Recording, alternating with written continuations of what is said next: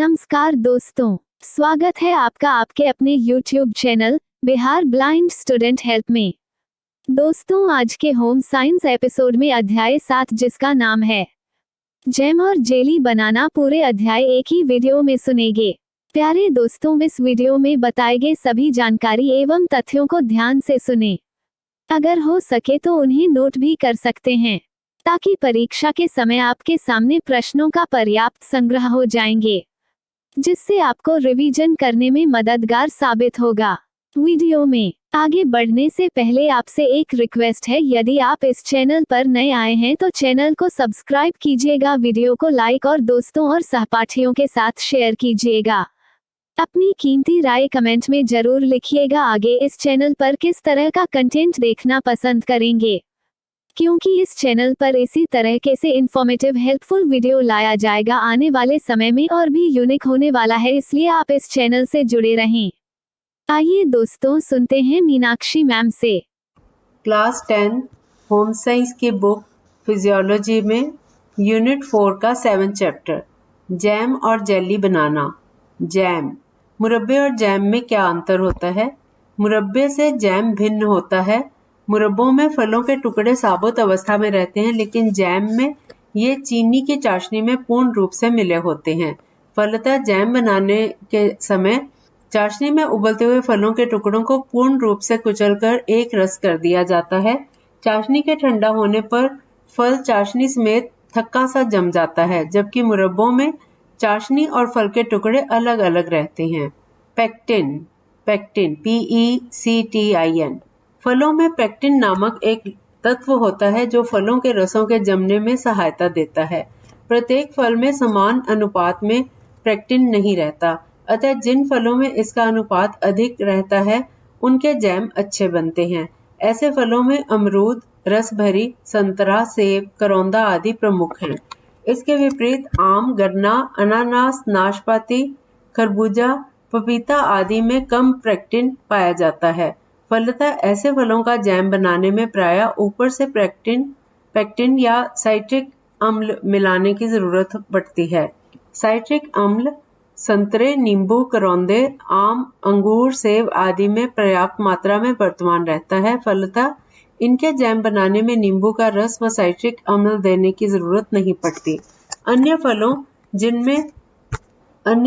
जिनमें की अम्ल की मात्रा बहुत ही कम रहती है, उनके जैम बनाने में नींबू का रस या साइट्रिक अम्ल मिलाने की आवश्यकता पड़ती है। और अब पेक्टिन की जांच। जैसा कि ऊपर कहा जा चुका है, प्रत्येक फल में एक जैसा पेक्टिन नहीं होता। एक ही प्रकार के फल में भी प्रायः पेक्टिन की मात्रा में अंतर हो जाता है। जैम के जमने की सफलता और चीनी की मात्रा फलों में वर्तमान पेक्टिन के अनुपात आदि पर निर्भर करती है। अतः जैम बनाने के पहले फलों में वर्तमान पेक्टिन की जांच की जानी चाहिए। और जांच की विधि। पेक्टिन की जांच के लिए फलों के कुछ टुकड़ों को आधे घंटे तक जल में उबाल लें। ठंडा होने पर इसमें से थोड़ा सा जल कांच के गिलास में लें। पुनः इसमें जल की तिगुनी मेथिलेटेड स्पिरिट डालकर हिलाएं। थोड़ी देर में गिलास के पेंदे में पेक्टिन थक्के के रूप में जम जाएगा। पेक्टिन की मात्रा उपयुक्त रहने पर एक थक्का बनेगा, अन्यथा थक्के के रूप में जमा हुआ भाग कई छोटे छोटे थक्कों के टुकड़ों में विभक्त दिखाई देगा। यदि पेक्टिन की मात्रा उपयुक्त हो तो जैम बनाने में रस की मात्रा की 3/4 चीनी की आवश्यकता होती है। जैम बनाने के लिए फलों का चुनाव। जैम बनाने के लिए फलों का चुनाव बहुत महत्व रखता है। कच्चे फलों में पके फलों की अपेक्षा अधिक पेक्टिन रहता है, अतः जैम बनाने के लिए फलों का चुनाव करते समय ध्यान रखना आवश्यक है कि फल पके हुए हों लेकिन कठोर हों। पूर्ण रूप से गले फलों का जैम अच्छा नहीं बनता तथा अधिक टिकाऊ भी नहीं रहता। अतः जैम बनाने के लिए फलों का चुनाव करते समय पके फलों के साथ कुछ अध पके फलों का भी व्यवहार करना चाहिए, लेकिन ये भी ध्यान रखना चाहिए कि फल दाग वाले या चुटीले ना हो। फल ताजा होने से जैम अच्छे बनते हैं, अतः इनकी ताजगी पर ध्यान रखना आवश्यक है। और अगला टॉपिक है जैम बनाने की विधि, मेथड ऑफ मेकिंग जैम। जिस फल का जैम बनाना हो उसके चुने हुए फलों के छिलके उतार लें। अब इनके छोटे छोटे टुकड़े काटकर स्टेनलेस स्टील या कलईदार देगची में रखें। फिर इसमें उपयुक्त मात्रा में चीनी डालकर और थोड़ी देर तक उबालकर मुलायम कर लें। फिर जल मिलाकर उबाल लें। यदि फल कड़े एवं कठोर हों तो पहले साफ जल में और पुनः इसी जल में उपयुक्त मात्रा में चीनी मिलाकर उबाल लें। जब फल गल जाएं तो उन्हें घोटनी से कुचलकर एक सम कर लें। उबालने की क्रिया धीमी आंच पर होनी चाहिए। ठंडा होने पर चौड़े मुंह वाली बोतलों में बोतल बंद कर लेना चाहिए। वायुरोध करने के लिए ढक्कन के चारों ओर मोम की परत जमा देनी चाहिए। आम का जैम। आम का जैम बहुत सुस्वादु होता है। प्रत्येक गृहिणी को आम के मौसम में थोड़ा जैम बनाकर जरूर रखना चाहिए। इसमें प्रयोग होने वाली सामग्री: आम अधपका और पका 1 किलोग्राम, चीनी 300 ग्राम, नींबू का रस 2 बड़े चम्मच भर। बनाने की विधि: आम को धो छीलकर गुठलियां निकाल लें। पुनः गूदे के पतले पतले टुकड़े कर लें। अब इन टुकड़ों को स्टेनलेस स्टील की देगची में डालकर इतना जल डालें कि वे डूब जाएं। फिर चूल्हे पर चढ़ाकर उन्हें धीमी आंच पर थोड़ी देर तक उबाल लें। जब एक उबाल आ जाए तो इसमें निर्धारित मात्रा में चीनी और नींबू का रस मिलाएं। जब टुकड़े पूर्ण रूप से पककर चाशनी में मिल जाएं तो उन्हें चूल्हे पर से उतारकर ठंडा होने के लिए थोड़ी देर तक छोड़ दें। जब थोड़ा गर्म ही रहे तो चौड़े मुंह वाली साफ बोतल में रखकर बोतल बंद कर लें। और अब संतरे का जैम। संतरे का जैम सुस्वादु और पुष्टिकारक होता है। नाश्ते में पाव रोटी के साथ इसका व्यवहार होता है। सामग्री: संतरा 1 किलोग्राम, दानेदार साफ चीनी 1 किलोग्राम, नींबू का रस 2 बड़े चम्मच भर। बनाने की विधि: संतरों को छीलकर झिल्ली और बीज निकाल दें। गूदे को अलग कर एक स्टेनलेस स्टील की देगची में रखें। पुनः इसमें लगभग 1 लीटर जल डालें। देगची को चूल्हे पर चढ़ाकर पकाती रहें। जब रस 1/4 बच जाए तब इसमें पूरी चीनी और नींबू का रस डालकर तब तक उबालें जब तक चीनी रस में घुल ना जाए। अब इसे उतारकर ठंडा होने दें। जब ठंडा हो जाए तो जार में उड़ेलकर बोतल बंद कर दें। और अब इसके बाद रसभरी का जैम। जाड़े के अंत में रसभरी बहुत मात्रा में प्राप्त होती है। इस मौसम में यह सस्ती भी मिलती है। इसका जैम सफलतापूर्वक और सहज ही बनाया जा सकता है। इसको बनाने की विधि: बराबर मात्रा में रसभरी और शुद्ध दानेदार चीनी लें। ताज़ा पकी रसभरी लें। धोकर इसके छिलके अलग कर लें। पुनः फल के 2-2 टुकड़े करके स्टेनलेस स्टील की देगची में रखें। अब इतना जल इसमें डालें कि रसभरियां पूर्णतः डूब जाएं। अब चूल्हे पर चढ़ाकर धीमी आंच में उबाल लें। जब एक उबाल आ जाए तो इसमें चीनी मिला दें। नींबू उपलब्ध हो तो एक नींबू काटकर इसमें निचोड़ें। इसे तब तक उबालती रहें जब तक कि यह गाढ़ा ना हो जाए। जब गाढ़ा होकर रस देगची की तलहटी को छोड़ने लगे तो इसे चूल्हे पर से उतारकर थोड़ी देर ठंडा करें। जब थोड़ा ठंडा हो जाए तो जार में भरकर बोतल बंद कर दें। और इसके बाद अमरूद का जैम। अमरूद का जैम एक पुष्टिकर खाद्य पदार्थ है। इसमें अपेक्षाकृत अधिक पेक्टिन रहता है। फलतः अमरूद का जैम बनाने में अपेक्षाकृत कम चीनी की आवश्यकता होती है। अमरूद का जैम बनाने में इसके छिलके को ही उतारना नहीं पड़ता, बल्कि इसके बीज और बीज में लगे गूदे को भी हटा देना पड़ता है। सामग्री: सुपक्व कठोर अमरूद आधा किलोग्राम, दानेदार चीनी 1 किलोग्राम, नींबू 1 अदद। बनाने की विधि: अमरूद के बीज वाले भाग को हटाकर स्टेनलेस स्टील के बर्तन में रखकर इतना जल डालें कि ये टुकड़े पूर्णतः डूब जाएं। पुनः इन्हें धीमी आंच पर पकाएं। जब एक उबाल आ जाए तो इसमें नींबू का रस निचोड़कर निर्धारित मात्रा में चीनी डालकर तब तक पकाएं जब तक कि फल के टुकड़े पककर पूर्ण रूप में चीनी की चाशनी में एक रस ना हो जाए। जब वह थोड़ा गर्म ही रहे, इसे पूर्ण रूप से स्वच्छ जार में भरकर बोतल बंद कर दें। नेक्स्ट टॉपिक है जेली। फलों को संरक्षित करने की विधियों में जेली बनाना भी एक विधि है। जैम से यह भिन्न है। जहाँ जैम में फलों के गुदों का भी व्यवहार होता है, वहाँ जेली में फलों के छने हुए रसों का उपयोग होता है। जेली बनाने में फलों के रस, चीनी और अम्ल का उपयोग होता है। जेली बनाने के लिए पेक्टिन तथा साइट्रिक अम्ल की जरूरत पड़ती है। इसके जमने में चीनी सहयोग देती है। साधारणतः अमरूद, करौंदे, कुद्रुम, कमरक, इस तरह की जो चीजें कहे, इनकी अच्छी जेली बनती है। सिद्धांततः जिन फलों में पेक्टिन के अलावा कुछ साइट्रिक अम्ल भी रहता है उनकी जेली अच्छी बनती है। और अब जेली बनाने की सामान्य विधियां। General methods of preparing jelly. फलों का चुनाव। जैम की ही तरह जेली बनाने के लिए भी कठोर सुपक्व फलों का उपयोग करना चाहिए। सड़े गले और कच्चे फलों का उपयोग नहीं करना चाहिए। सड़े गले फलों की जेली अच्छी नहीं बनती, अतः फलों के चुनाव में काफी सावधान रहना चाहिए। बनाने की विधि। जिस फल की जेली बनानी हो उसे धो पोंछकर छोटे छोटे टुकड़ों में काट लें। ध्यान रहे इनके छिलके नहीं उतारें। साधारणतः रसदार फलों को उबालने में कम और गुद्देदार फलों को उबालने में अधिक जल लगता है। उदाहरण के लिए, जहां अंगूर जैसे रसदार फलों का रस उतारने में बहुत कम जल की आवश्यकता होती है, वहां अमरूद, सेब जैसे फलों के रस उतारने के प्रति किलोग्राम 1.5-2 लीटर जल की जरूरत पड़ती है। सामान्यतः इतना जल जरूर देना चाहिए कि कटे फलों के टुकड़े जल में डूब जाएं। अब जल युक्त टुकड़ों से भरे पात्र को धीमी आंच में तब तक पकाएं जब तक कि रस में पर्याप्त मात्रा में पेक्टिन न आ जाए। साधारणतः आधे घंटे से 3/4 घंटे तक उबालना पर्याप्त होता है।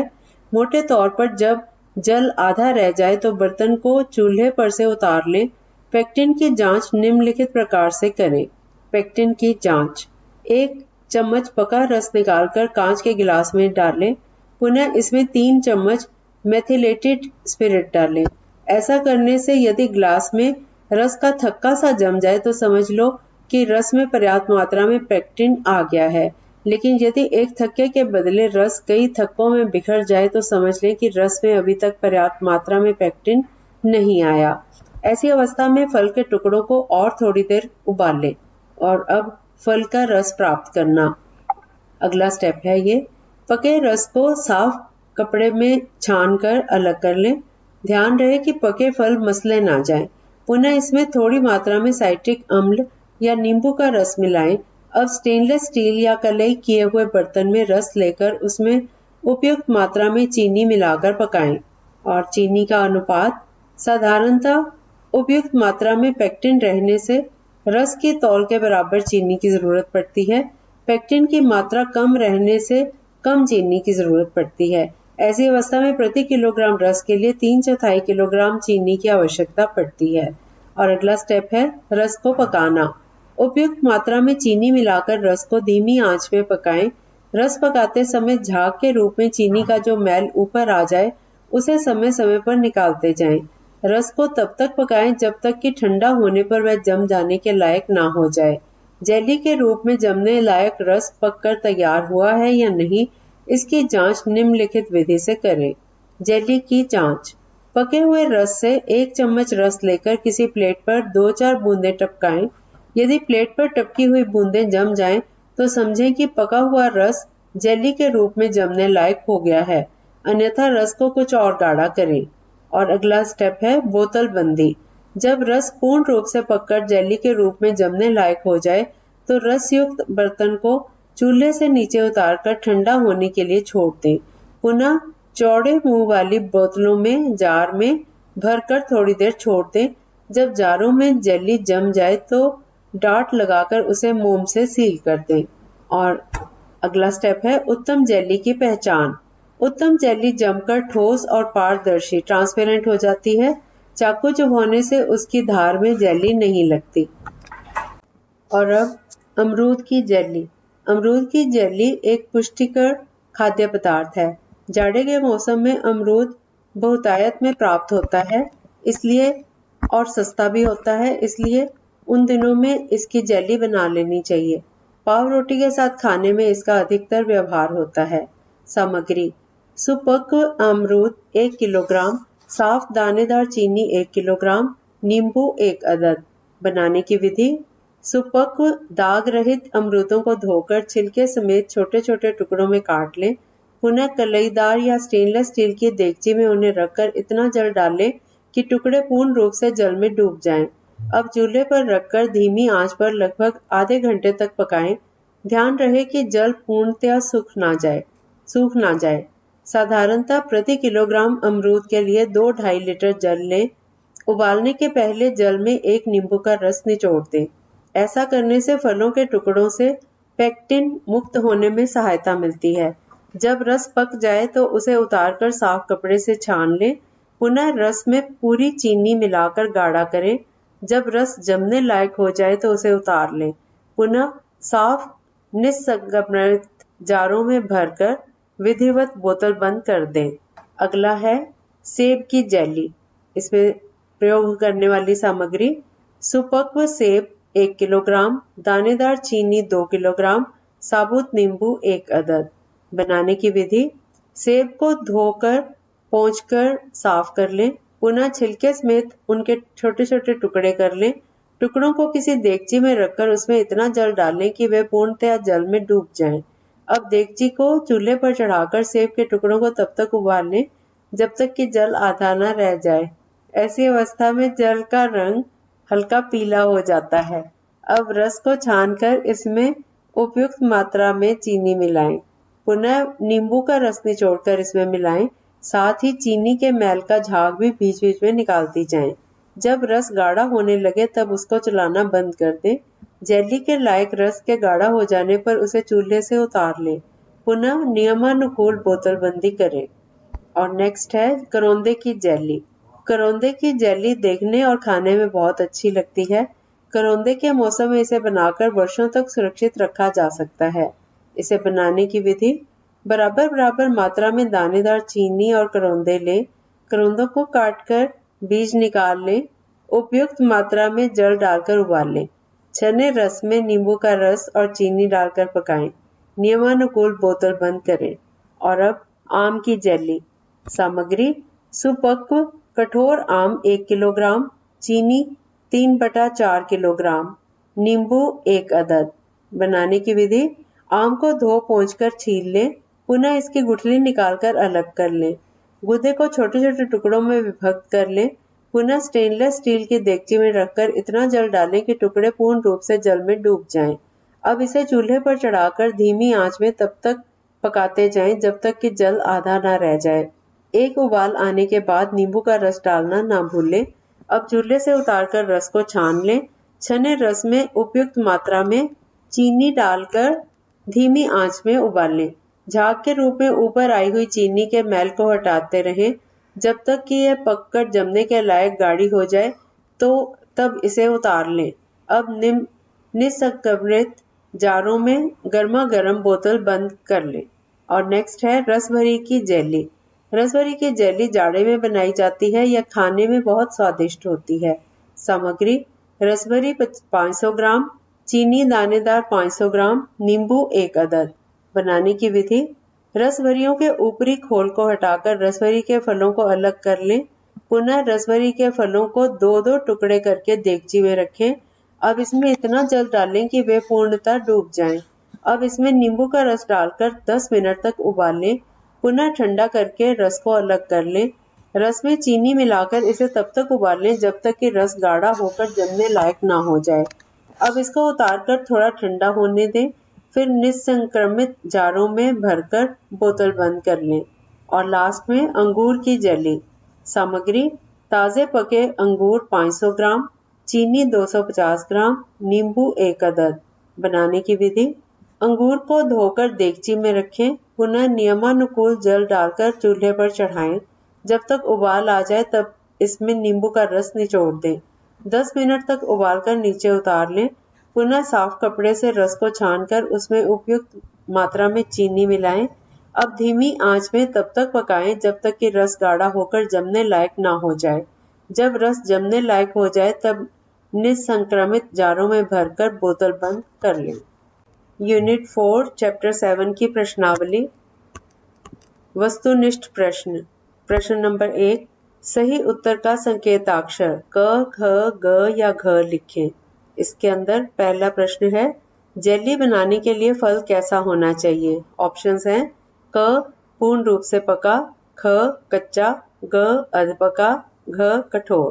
प्रश्न नंबर 2, जैम बनाने में पेक्टिन क जैम को सुरक्षित रखता है, ख चाशनी को गाढ़ा बनाता है, ग जैम के रस को थक्का बनने में मदद करता है, घ चीनी की चाशनी के मैल को काटता है।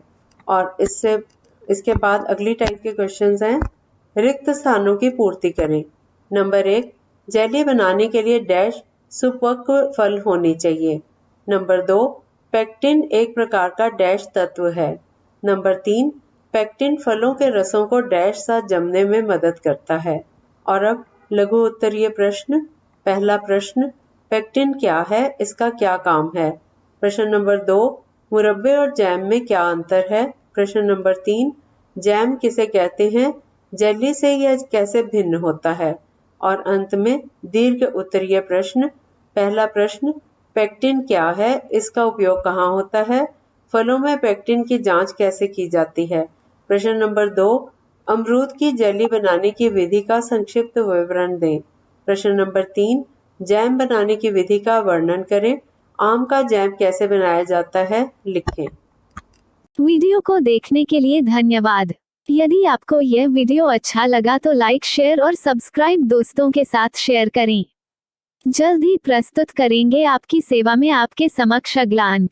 तब तक अपना ध्यान रखिए, मन लगाकर पढ़ाई कीजिए। धन्यवाद।